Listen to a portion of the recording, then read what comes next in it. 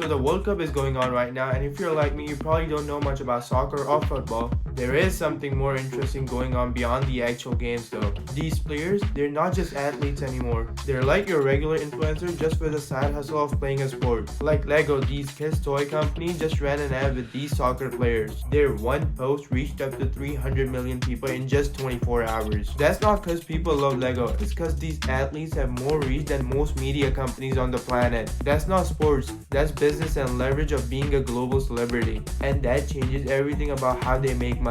So here is the thing about these athletes. Their salary is almost the least interesting part of their income now. Let's take Pulisic for example. He's the best American player at this World Cup. He's got deals with Pepsi, Gatorade and bunch of other brands on top of his club salary. The sponsorships are not bonus income anymore. Some big players make equal if not more money through sponsorship compared to their regular paychecks from their club. And the sponsors they take in itself is an interesting process. They treat their sponsors as a way to curate their image and in some cases clean their image. A great example of this is David Beckham. Early on his career, David Beckham had a shaky image due to his red cards, celebrity gossip and questions about his focus. Then his long-term sponsorships with companies like Adidas helped change that image. Adidas framed him around hard work, discipline and professionalism. That's why the marketing campaigns these athletes are part of are in some way crafted to serve their image plus the brand. Think about this the same way a creator would do. If you're a YouTuber with 10 million subscribers, brands come to you. The bigger the channel, the bigger the leverage. These players are doing the exact same thing, except their subscriber count is their Instagram following and their performance on the field. The bigger the stage, the more the brand is worth. And right now, there is no bigger stage on the planet than the World Cup. So we talked about how these athletes build their brand. And the World Cup is a moment where all of that brand value gets cashed in. Think about it from players' side first. Mbappe, the biggest name at this tournament, his Nike deal expires right around the World Cup. Not next year, not after the season, right now. And that's not a coincidence, that is calculated. Cause if he has a great tournament, every brand on the planet would be lined up to throw millions of dollars at him. In that scenario, he's negotiating from the point of leverage. Now, on the other side, companies don't just sponsor players randomly. They time everything for moments like these. The World Cup is viewed globally. So brands are not just paying for a player, they're paying for the access to the audience they will receive at the tournament. The Lego collaboration we talked about earlier wasn't random. It was perfectly timed to get the most possible spotlight as soon as the tournament kicked off. So both sides are playing the same game. Players and brands timing their contracts and campaigns around the peak moments, and World Cup is a great place for that. The interesting thing is that the players dominating this World Cup aren't that old. Mbappe is 26, Bellingham is 21, Lamine Yamal, the most exciting player at this tournament, is only 17 years old. These are Gen Z athletes, and they think about their brand completely differently than the generation before them. Ronaldo and Messi built their brand slowly after decades of domination. These Gen Z players changed that. They're building the brand and the career at the same time. Bellingham joined Real Madrid, and within a few months he already had a portfolio of sponsors suited for him. Those sponsors play a role in building players themselves into a brand, and for these young players, their brand is their identity, which we have never seen before. That's a completely new mindset in sports, and it's only going to get more intense from here. So all of this fame and sponsors can disappear really fast, and the World Cup is a place where that risk is at its highest. Look at what happened to Wayne Rooney. At his peak, he was one of the most popular players on the planet. Then a personal scandal led Coca-Cola to drop him almost immediately. Not cause he played badly, just cause the image took a hit. Now imagine that, but it's the biggest stage in the world with 5 billion people watching. A bad game, a bad moment, or a bad reaction on camera could cost everything. Sponsors are watching the same feed as everyone, and they make decisions fast. That's the other side of this whole thing. The World Cup can make your brand worth 10 times more, but it can also expose you in front of the audience that no event can match. The higher the spotlight, the higher the risk. So the next time you're watching the World Cup, you're not just watching a game, you're watching a brand exercise. And that's the real game being played at this World Cup, not on